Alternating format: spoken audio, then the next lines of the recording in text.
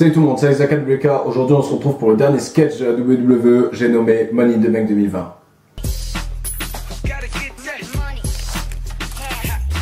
Mec, ce soir, ennui total, je me regarde du catch.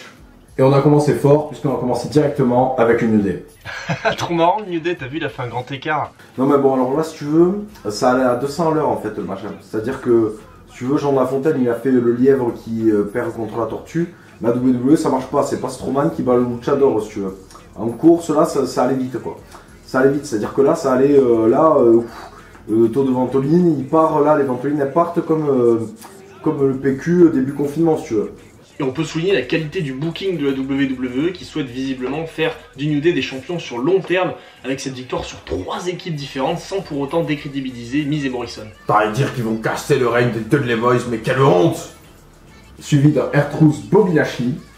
Trop marrant, what's up, what's up? Il est passé où celui qui criait avec Lashley avant? Alors là, j'ai rien compris. Il y a un match, puis plus de match, puis quand même un match, mais avec un autre. Le fait que Lashley et MVP se mettent en équipe, ça peut donner quelque chose de très bon, surtout quand on voit le talent de manager de MVP. Pause sur la blague avec le très sérieux Bayley et Tamina. Match féminin, le seul décolleté du match, il est en manager, quelle arnaque. Ah, ça existe le catch féminin, d'accord. Démerde-toi pour rendre ça stylé.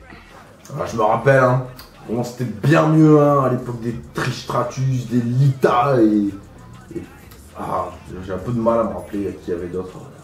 Cette époque-là, avec le temps, c'est sorti de l'esprit. On revient dans le fun avec la maison du fun. Trop marrant, le cochon a la bouche pleine de merde. Et vous vouliez que ça batte Undertaker à Mania, mais vous avez pas honte?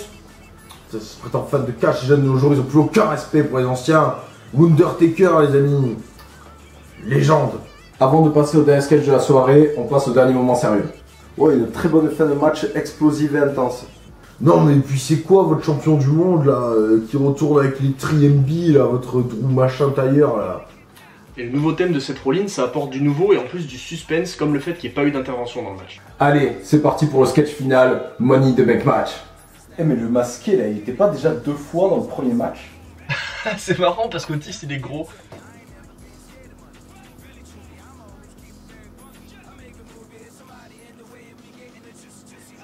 Perso, j'en tiens que la tenue de Carmella. Trop marrant, Dana elle était coincée dans le cadre, elle a pris la mauvaise mallette. Moi je me rappelle à mon époque, à Money in the Bank, c'était incroyable. Il y avait le Shelton Benjamin là, il faisait toujours des trucs de fou, il gagnait jamais rien.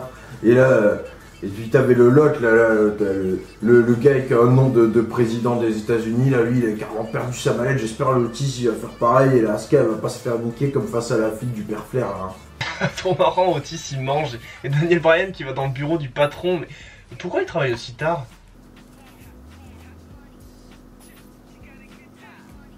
Maintenant ça va être intéressant de voir comment Asuka va être bookée en Miss Money in the Bank, mais en tout cas c'est une très très bonne idée de booking.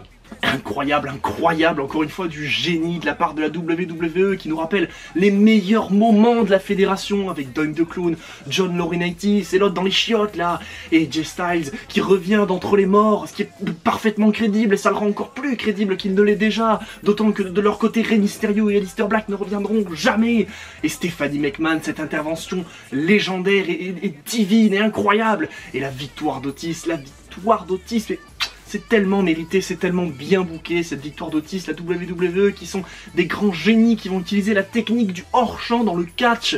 Ça c'est une vraie révolution, ça c'est incroyable. Mais le meilleur, le meilleur, encore meilleur, c'est les femmes qui tabassent les hommes dans ce match. C'est parfaitement incroyable et parfaitement logique parce que...